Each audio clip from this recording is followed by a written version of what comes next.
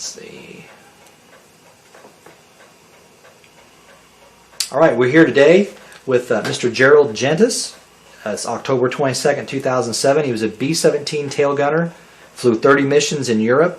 He was a member of the 385th Bomb Group, 548th Squadron of the 8th Air Force.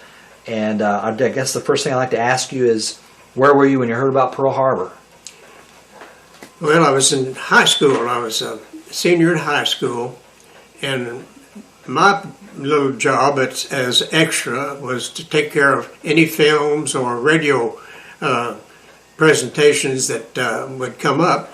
So it was naturally for me to set up a radio system on the auditorium so we could hear President Roosevelt's declaration of war the next morning. So I was still in school, and I graduated in the following May of '42. So as you graduated, what did you do after that? After I graduated, I kind of loafed around a little bit trying to decide just what I wanted to, what part of the service I was really going to go into. I knew I was going to go in the Air Force, but a little hesitant just for a while. But in November of '42, I joined the Air Force cadets, went into cadets, and was called in December of '42. From there, went through the natural procedures after going in, going through cadet basics and getting militarized. And then I was assigned to Amarillo Air Force Base as a cadet, and our assignment there was to go to Amarillo Junior College as a pre-flight. But the air base was so new, and college was not equipped yet. So to rush things along, they washed us out. And we were in class 44D, and they washed us out and gave us the next best thing that was available right then. And so I went through A&E at Amarillo Air Base and completed that in about, I believe it was something like 13 months. At that time, then I was, and why I don't know, I was sent to Larry Field at Denver, Colorado, an armament school. That consisted of all phases of aircraft armament, aircraft types of aircraft that used whatever they needed. Completed that, and the next real quick run to Kingman, Arizona. And there I'd used every type of a weapon that I had learned about at armament school, plus being aerial gunnery. That's going up and simulating flights into enemy territory with fighters and all, and that took about something like 5 months to complete. The top 3% in that gunnery class was automatically transferred into the 8th Air Force. For some other reason, the bombardiers were getting scarce in combat, evidently, so they sent the 3% of us down to Yuma for a briefing on being a toggler, which is an enlisted bombardier. After that short 6 weeks, they sent us to MacDill Field at Tampa, Florida. I had a delay en route on that. So at Tampa, we were assigned to a crew, a combat crew. 10 men to a crew on, of course, B-17s. We went to Gulfport, Mississippi for our RTU training. That's that reserve training units for the Air Force, 8th Air Force. That didn't take very long. Next, we went to Savannah, Georgia. We were to pick up a brand new 17 to fly over. But as luck would have it, as the pilots alphabet order, our pilots was R for Richie, and when they got down to within 7 of the last 7 groups or crews, they didn't have any airplanes. It was going to be a while before they would get more, so they rushed us up on train to Camp Kilmer, New Jersey. Stayed there one night, and then stayed there the second night and a half, because the next night they put us on a ferry and took us to the Brooklyn shipyards. And at the pier there was 2 great ships on each side of a pier. One was the Queen Elizabeth and one was the Queen Mary. And we didn't know who we were going, so just 7 crews of us went aboard the Queen Mary, and there were 20,000 infantry on board already. So they evidently were waiting for us to get up there to leave. And the next morning, or the next morning, we left New York Harbor, and 4 days later we were in Greenock, Scotland. And the Queen Mary did not have an escort, didn't have to be into a convoy or anything. They were too fast. Every 5 minutes they would change course, zigzag, so that a sub couldn't get a bearing on us. So we went into Scotland, and then by real fast rail we went down to Eccleshaw for bomb group assignment. Time we got there, they had already assigned us to the 385th, so we turned right around the next evening, and by night train went to Great Ashfield, which is about 20 miles northwest of Ipswich, a little town called Elmswell. And there was where Great Ashfield, that's where we were stationed, more or less for the rest of the war in Europe. When I went over, we were told we could fly 25 missions, and then we could rotate back home. Well, as time went on, I guess the odds of completing your missions were starting to spread. So sometime about December of 44, they upped it to 30 missions. And then your odds got a little bit better, and by March the 1st of 45, that you have to have 35 missions before you could rotate. But the war ended in May the 5th, and so I had 29 actual combat missions. The Germans had stripped Holland of all foods.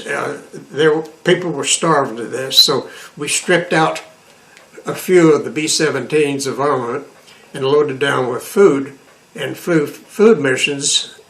My bomb group, I think, flew 4 missions. I got to fly 2. The first mission we flew in to Holland, there was a field. It was a big soccer field, and we would fly down real low and drag the field to be sure everything was just fine and where we could unload our food, and then make another pass and drop the food. We did that by flying wheels down, flaps down, high RPM on our engines to keep our airspeed up, and get as slow as we could possibly get so we wouldn't stall out. And then we dropped our food, and as we did, the a holdout, a German holdout with a 20 millimeter anti-aircraft gun, opened fire on us. Well, it didn't hurt us, but it punched some holes in us. So I got my 30th combat mission, the 30th being after fire was supposed to stop. And the rest of the food missions were just routine then, from then on. So that kind of takes care of my combat. After the food flights, some of the different squadrons were assigned to maybe go down into Poland or down into Romania or somewhere in that area to some of those prison camps and fly the prisoners of war back into France or wherever they were supposed to go. By June the 1st, we had been given the notice that we were going to return home, but some of the other bomb groups were going to be given occupation. We had been we went in one time to Nuremberg after one of the food drops, and were scouting the air base there to see what was needed if we were going to get occupation, because they at first thought all of the 3rd Division would probably get occupation, and the 1st and 2nd Division of the 8th would go home. Well, we were 3rd Division. So anyway, we were then elected to go home, and we started preparations and took our regular crew. I had been assigned a new crew.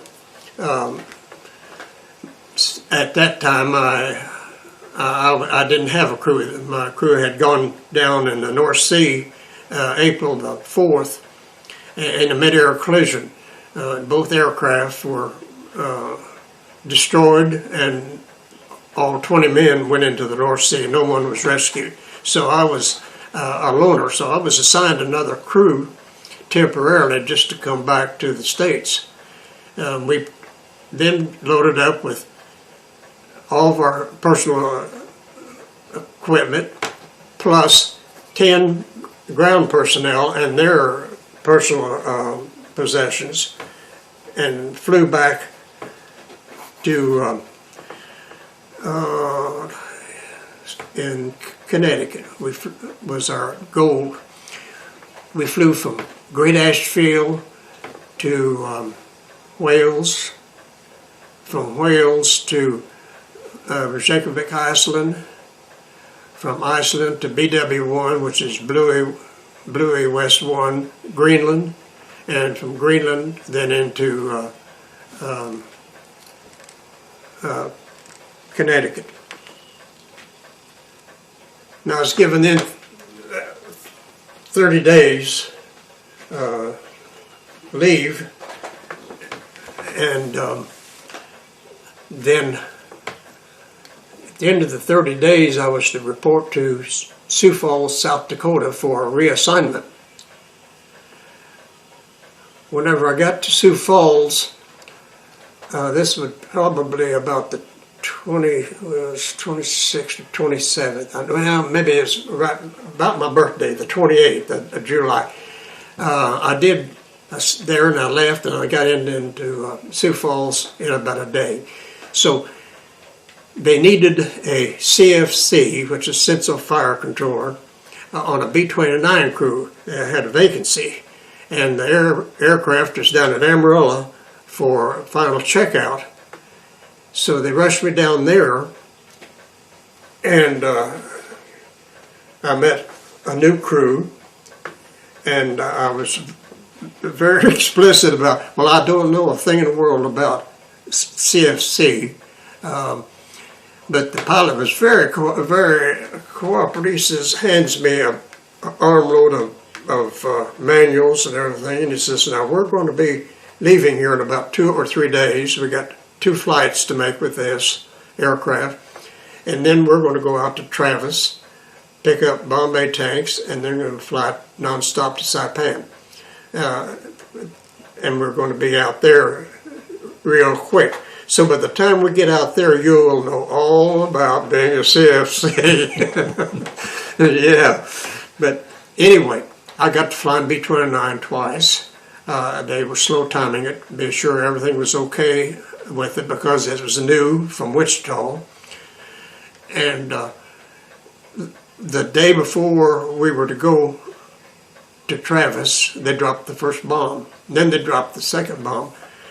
And then they dropped us. They just says, forget about it, you're not going anywhere, you're here. Headquarters will find a position here for you until you're eligible for discharge. So I spent that time until about November of 45 waiting for my service record to show up, and it never did. And so I spent my time as a sergeant major of a technical training squadron. The CO of the squadron, as luck would have it, had been a PE officer when I went to school there a couple of years before, and he had been acquired as CO, which is in a captain's rating. He immediately recognized me, and so, like I say, I got to be assigned to the sergeant major of the squadron, and with his help, after about 3 months of pestering headquarters, they let me be discharged with a deposition of all of my service records, because my service record was lost and they didn't know where it was. So that covers pretty good of it. Okay, well, I've got some questions. All right. If you don't mind, I could go back and touch on some things. All right. Why did you get involved in the Air Force? What made you think you wanted to go in the Air Force? I had been raised in the Air Force. My dad was in the Signal Corps in World War I.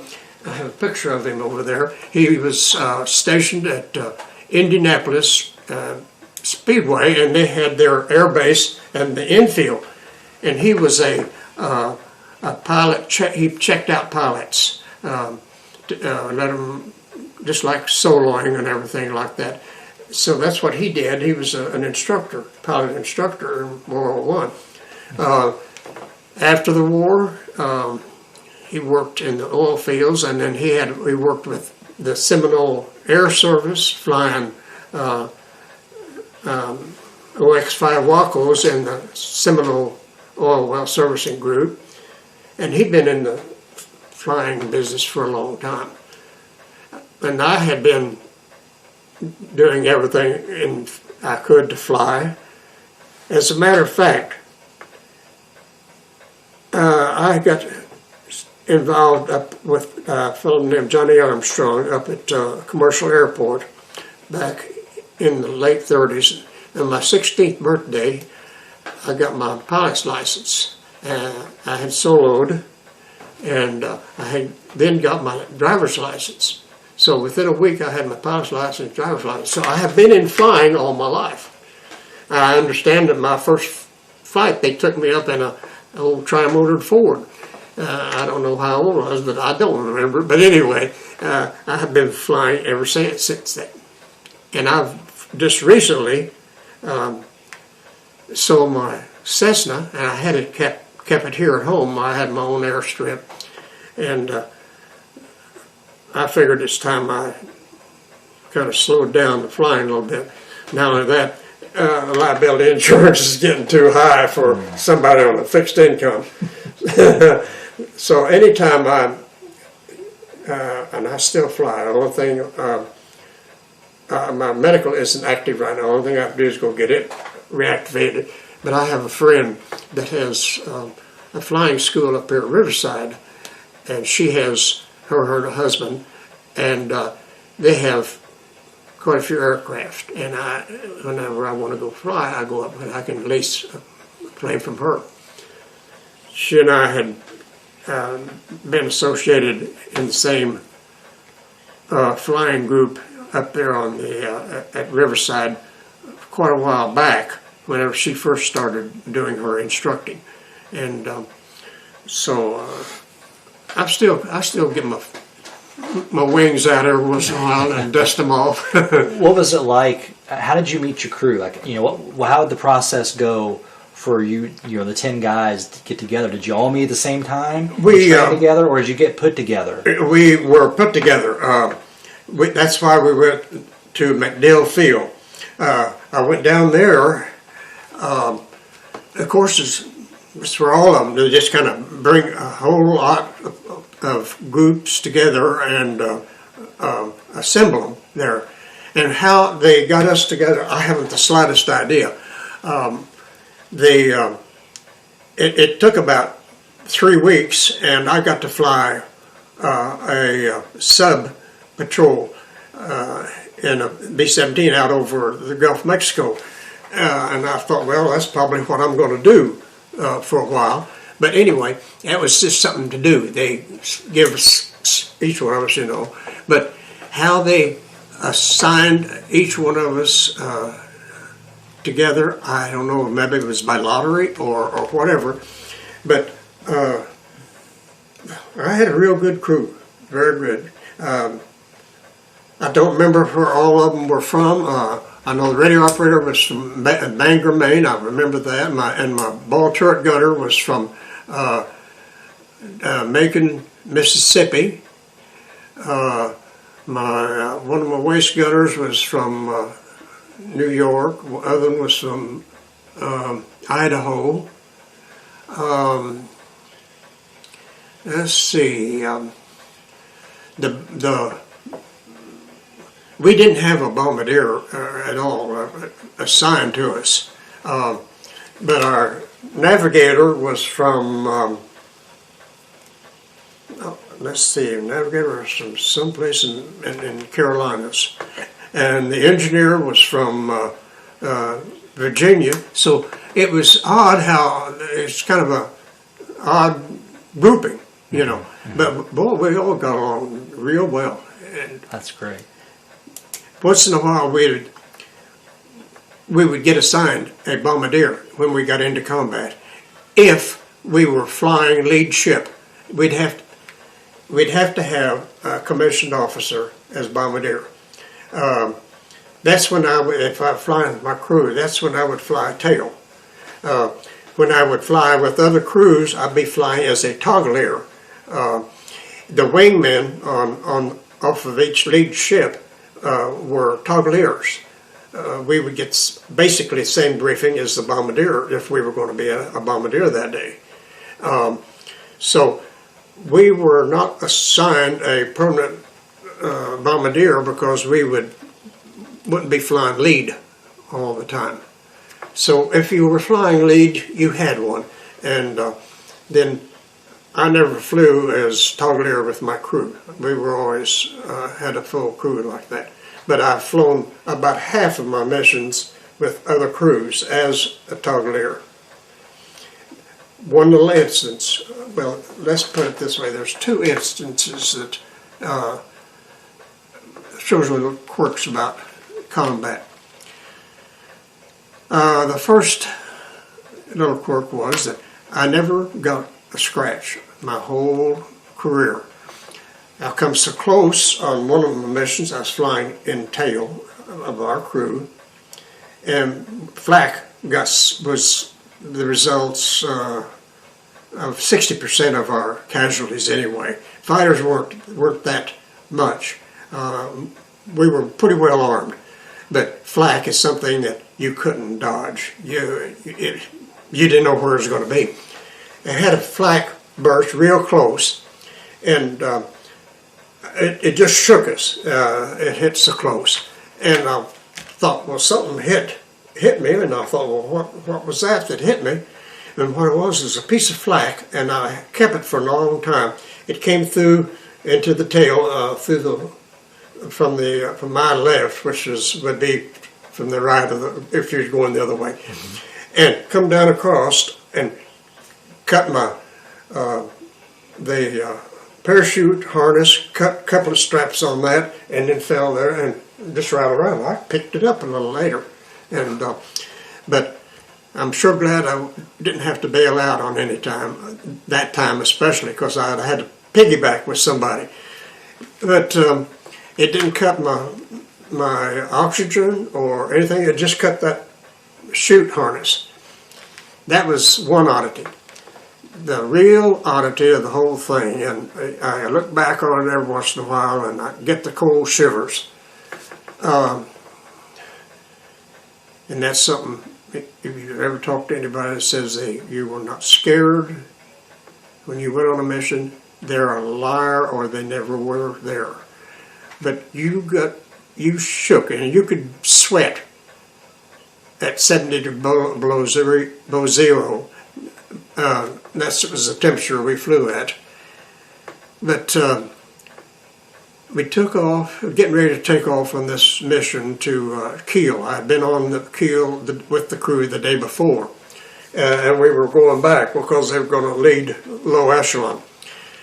Went down for the briefing and everything, and after the briefing, the load, I don't remember what he was, load captain, I think is what he was. They came in to check the crews and were they all positions filled. He came in and asked me if I would mind standing down. And I said, well, no. He said, well, you're going back to Kiel, aren't you now? Yeah. I said, well, I told him, I've been there. I was there yesterday. I don't need to go back today then. He says, well, I'll tell you what, I'll have you stand down, and I've got a fella here that needs one more mission to go home with his crew. His crew finished up 2 or 3 days before, and he had missed one of the missions, and he wants to go home with him, and he needs one more mission. So I'll put him in your place if you don't mind. I says, you're the loadmaster, that's all I need. So Whitey Fredrickson was the fellow's name. I knew him. We knew a few around. We didn't know a lot of people.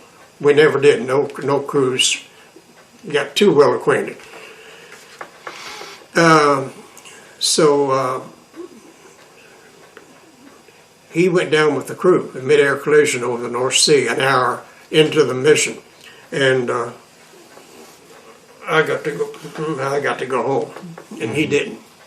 But that's one of the oddities, and I'll think back on it every now and then. I thought, boy, that was something. Somebody else was looking out for me beside me, and evidently I had a calling somewhere else that I hadn't fulfilled yet.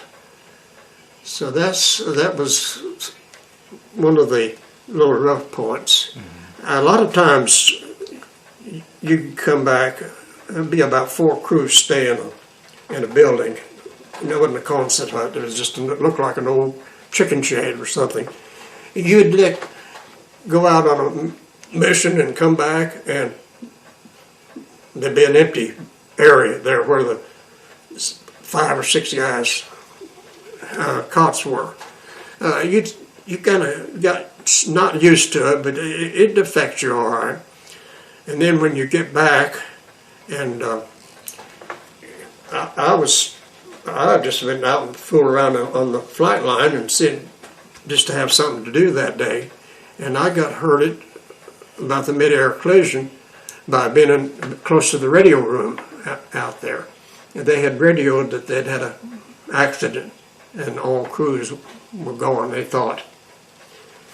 But to go back then to our barracks and see your bedroll and all your clothes are gone too, to have everybody else, boy, that throws a little quirk to you. So because you weren't on that mission with your crew, you went back to your barracks afterwards, and they rolled yours up too. Oh, they had to help. They took all of them as quick as they could, and they knew they were down. They just took all the stuff, foot lockers and everything else. I had to talk like crazy to tell them that was me out there. I'm here. Mm-hmm.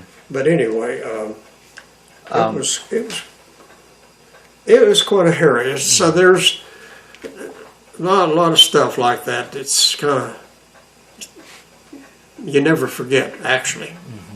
Now, you said you were a tail gunner on about half your missions. About half of missions, Did you ever see any fighters? Did you fire? Oh any? yes. My ball turret gunner and I teamed up on a. We call him hapless because I don't know whether he was really coming at us or not. I don't really think he was, but he didn't. So my ball turret gunner and I got us a ME-109. Yeah. Was that the only plane you were able to get, or were I had fired at some the FW-190s when I would be flying toggle ear. They'd become a funnel attack, and I'd fire at them, and I don't know if I ever got any or not. But that ME-109, he and I both know we got it because boy, it went down, and he was on fire. Mm-hmm. So he'd get 50 calibers on you. It's pretty rough, and we were shooting down on him. Now, if he had turned up on and showed his underside, he wouldn't have got hit. We could hit him, but it wouldn't damage him. They were armored pretty well. Oh, really? But we got that because we firing down at him and got him down. Mm-hmm. We both got a cluster to our air medal over that. So, out of your 30 missions, what was it like in your first mission? I mean, you're probably pretty nervous. Well, I didn't know what to expect. Do you recall the name of your plane or anything? No, I flew 3 missions before my crew, or even I flew with my crew. They needed a tail gunner pretty often, and for some reason one morning they woke me up, and I said, "Well, don't my rest of the crew go?" No, it's all you're the only one we need now. And I flew, and I don't even remember. Oh yeah. That was the morning that they Christmas Eve, the Battle of the Bulge. That was the first day we could fly. We hadn't been able to fly 2 weeks before. Not hardly any flights went out. That morning, Christmas Eve of '44, we flew out and we bombed a staging area. Looked like it must have been about 20 miles from Bastogne, back in toward Germany.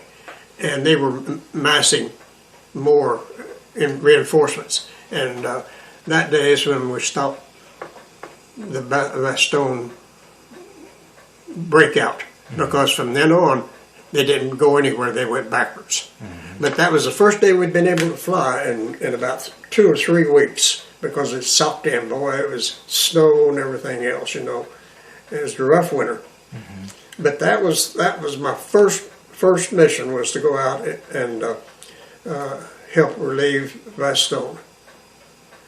And I flew then 2 more missions. I'd have to look on my schedule. I have finally, after a period of time, have a list of all my missions.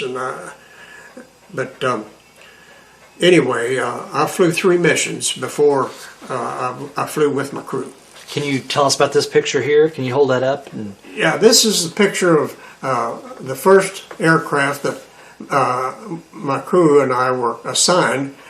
We didn't name it or anything. You just inherited what was available. As Mr. Lucky, it was a B-17G, and it had the chin turret series, and of course it had the new Cheyenne semi-tail turret. So yeah, that aircraft died a horrible death on March the 1st of '45. It got hit midship by a ME-110. They thought the pilot was dead whenever he hit him, and he wasn't one of those suicide things.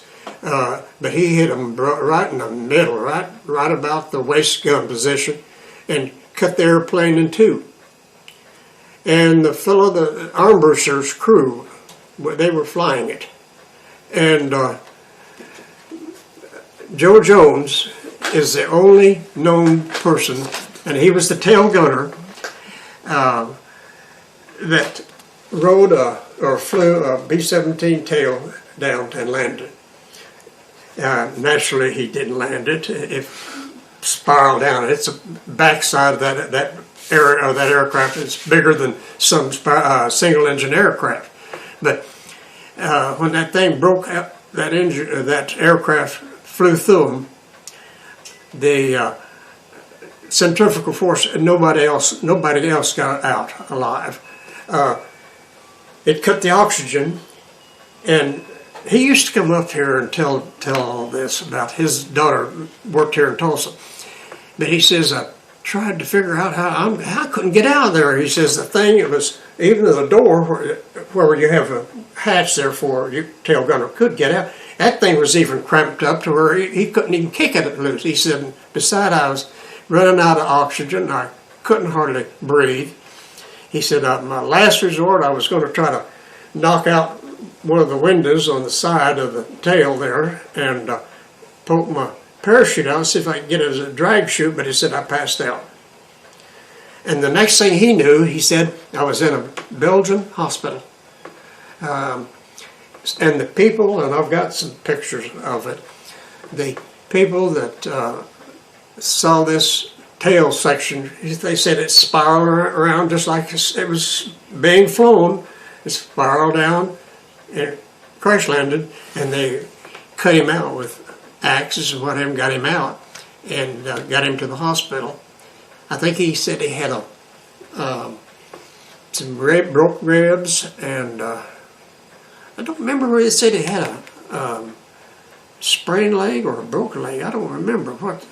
But anyway, he was the only one that had ever flown a B-17 empennage down and lived to tell about it. What was the altitude that you guys flew at? So where would he have been?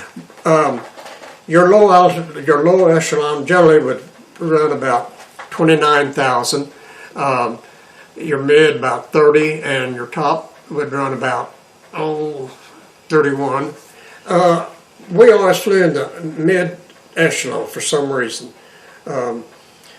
That was most of my missions were from 30 to 32,000 basically, and it's cold, 70 below zero, and we had electrically heated suits. Yeah, the early ones were sheep-lined leather, which were no good. You had a lot of frostbite, but those electric heated suits were pretty darn good. How long was your longest mission? Okay, my longest was 11 hours, and I'm not real sure which one it was. And my shortest one, outside of the food mission, was 9.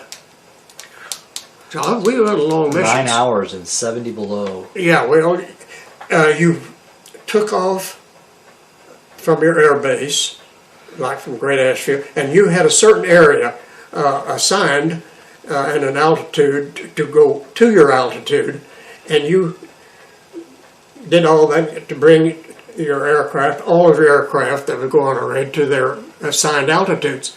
When they all got to their assigned altitudes, then they were given a signal, and then they would line up and go off. Mm-hmm. So you flew, circled around and around over England till you got to your altitude, and then you went. So by the time you were at 6,000, 7,000, they always like for you to go on oxygen about then. 9,000, 10,000 was used to be when here in the States, but they're in combat. Get on oxygen, get everything all checked out, and when I flew toggle air, I'd have to go back and pull pins on the bombs and put them on my harness so I could trade them in for new ones. But anyway, everybody then went to their position and stayed there until after you come back into England. On takeoff and landings, your crew the bombardier and navigator would get up behind the pilot and co-pilot, and the engineer would be there. Radio room, you'd have your tail gunner and your 2 waist gunners and your ball turret gunner in the radio room. That gets all your weight right in the middle there with your bombs. Center of gravity, so the aircraft could be trimmed up to take off. One of the little people don't realize, and I've noticed this whenever I make the statement, when I'm making my little presentations to these schools, is that you carry 8,000 pounds of bombs. Okay, generally they're 16 500-pounders. When you're briefed before your mission, they will tell you you're either going to salvo or you're going to train your bombs off. Salvo means you let them all go on a target. If you're going to train them off, you set your timer on the intervalometer, and that thing will trigger the bombs, let them go off 1, 2, like that. People don't realize that you don't fly a close formation if you're going to salvo your bombs, because when you let go of 8,000 pounds of bombs, that airplane is going to go up until it equalizes its weight loss, and then it'll settle back down. So you're going to be, if you didn't have your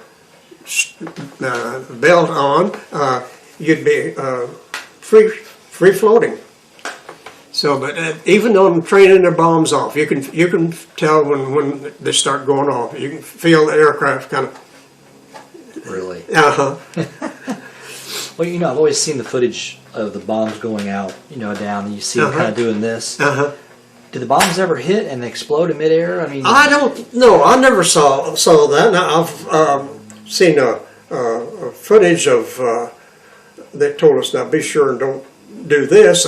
The bombs are released from one of the aircraft up above, and the fellow below was out of position and sheared one of his horizontal stabilizers off. Now, I've seen that, and they always say, don't get under the other aircraft. So it's, yeah, and you fly tight formations. They said that was for protection. Well, I don't know. I've always disagreed with that, but I'm not an expert at it. So I figure that if you're flying tight formation and you get hit by flak, you're going to not wipe out one airplane. You're going to wipe out 2 or 3 if you're flying too dang close. So, and then flying close on a fighter attack, and that's still hazardous. I like to keep spread out just a little bit. It's always feel comfortable that you've got 13 50 caliber guns on board that thing. You're going to get fighters coming at you. You can fire at them. Your gunners can fire at them up to 8 or 9 seconds. They can only fire at you when their pursuit curve in. They've only got 3 to 4 seconds. They can line up on you and fire and then peel away. So your gunners have got the advantage, really. But they did a lot of damage. But really, flak is what caused so much of our problems. We did get to putting out chaff. That's long strips of tinfoil, and it kind of messed up their radar. Now, their radar wasn't real good. 10/10 coverage, we couldn't see the ground, they couldn't see us. But we'd have a pathfinder leading the group. That's a Mickey radar. If we were going to be 10/10 coverage, then we would bomb the togglers, the bombardiers, and all release the bombs whenever he did, because he had the target all spotted. When they couldn't see us in 10/10 coverage, if they were to send fighters up or flak or something like that, every once in a while we'd see a P-51 or a P-47 or a B-17 or something flying out just out range of our guns, and they would be radioing down our altitude, our airspeed, and direction of flight, and radioing to their gunners down on the ground. So pretty soon you'd see flak up here, down here. They were looking for us. And that aircraft would stay out there until they got pretty close to where they would starting to get real close to us, and then he'd peel off and go away. And you said they were in one of our planes? Captured. One of us captured our aircraft. A lot of times they wouldn't even take the markings off and put an iron cross or a black cross on it. They'd just leave the markings on it. Oh yeah, yeah, they used our aircraft against us. But that's what they would do since their radar wasn't all that good. Well, what did you do when you weren't on a mission? What did you do in your downtime on the base? Oh, You know? we'd sharpen our we're gunners. We could sharpen our aim by going out. We had a skeet range. We had a big hangar that had a ball turret and a top turret and a tail semi-turret, rigged up to where you could do target practice by camera guns and stuff like that. And then if we wanted to and had nothing scheduled for us, we bought bicycles. First crack out of the box, we went down to, me and one of the guys went down to Ipswich and bought us a bicycle. The only way you could get around in England was either train, or sometimes there'd be a bus somewhere, very few of them. But if you're going someplace like Bury St. Edmunds or Woolpit or someplace like that around, just to look at the scenery or stuff like that, well, you'd ride your bicycle. Either that or get on the train and go to Ipswich or go to London. We'd go to London very seldom. I guess I was in London maybe half a dozen times. That's about all. And did you ever hear see any of the buzz bombs? Yeah. And the V2s or anything like yeah, that? the V2s, we could hear those when we'd go into London, say if we were in there for a day or two, and we'd stay at that Marble Arch Red Cross generally, and you could hear those things exploding around, we had a big water tower at our airbase at Great Ashfield, and it was a kind of a square looking thing. We hadn't been over there very long, and this guy says, well, they'll probably get some buzz bombs on. They got some new crews around. And sure enough, one night here, boy, they hear this old thing chug, chug, chug, chug, sound like an old 28 model Dodge, 4-cylinder, just chugging along. And went out to look, and the tailpipe, I think, just lit up the sky. It was kind of foggy. And it just barely missed our water tower, and it went chugging on off to the northwest. And pretty soon it went chug, chug. And the guys there that'd been there a while said, hey, hit the deck. He says, that thing's going in now. And boy, go kaboom out someplace. They didn't know where it was going to go. They couldn't hardly, they'd take references, radio references, But that's about all. Those V2s, you could hear them coming down after they came down and blew up. You could hear the whistle from them. Oh, really? Uh-huh. Yeah, they were rare, and you just didn't know anything about what they were going to do. How did the British population treat you? Great. Yeah. Great. Yeah, oh yeah. There was this little town, Elmswell. Oh, it was real neat.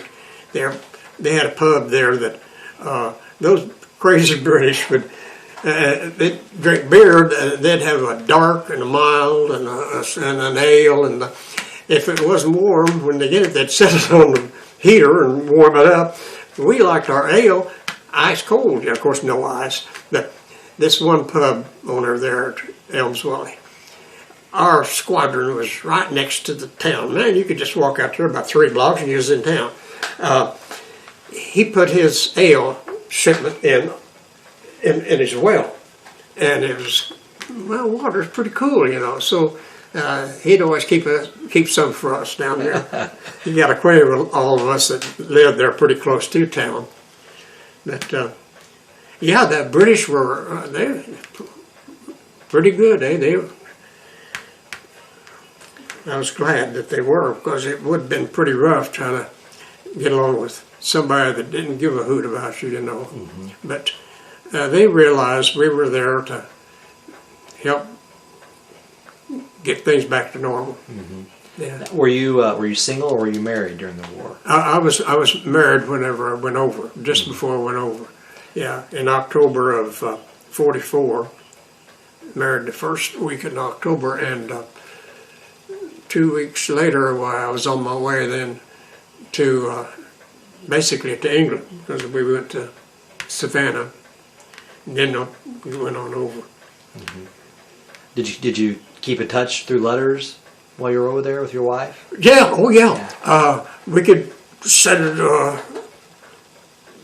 email. Now, not Yeah. yeah, not this kind of email they have now. That little field that you could write, and it had to be censored. Everything was censored. And oh yeah, she's got a letter, I think it was, maybe 2 of them, that I didn't get any mail after that mid-air. And even the post office had stamped it missing in action, and hadn't sent it back yet, but I had gone down and made a uproar. I wasn't getting any mail, and they said, look, I said, well, heck, you're missing. I said, no, I'm not. Enough that I know of. And so they gave me then her letters that they'd already stamped in red, missing in action. I was getting ready to send them back. Wow. How you flew in B-17s? What was that plane like to fly in? How was did it take battle damage well? Oh yeah, you could. That thing could. It could actually fly on 2 engines. We flew one of our missions. I guess I failed to mention there. I had been shot down twice. First time I shot down, we went. I think it was Munich, and were shot up real bad with flak, and we started straggling, and we got back, and we were hoping we would get back past where the lines were, and now this wasn't with my crew. I was with another crew, and we took some small arms fire, and we were sure then that was about where the line was. So we were still, a couple of 1,000 feet, but we couldn't get our gear down. We had lost hydraulics. We couldn't do a lot of things. We were just really putting along, losing altitude all the time, and saw this little airfield. And the pilot says, we're going to go in here. She said, we're not going to be able to bail out over friendly territory. He says, we're going to have to go in. And we think we're in behind the lines. We're okay. So he did his damnedest, and both of them, he and the co-pilot, they got that aircraft down on the ground, and without hurting any of us. And that aircraft didn't fly anymore. But it tore it up in pretty good shape. But it was only on running on. 3 engines were running. One was dead, one was almost dead, but it was still running a little bit. And the second time we went down, I was with my crew. We went into,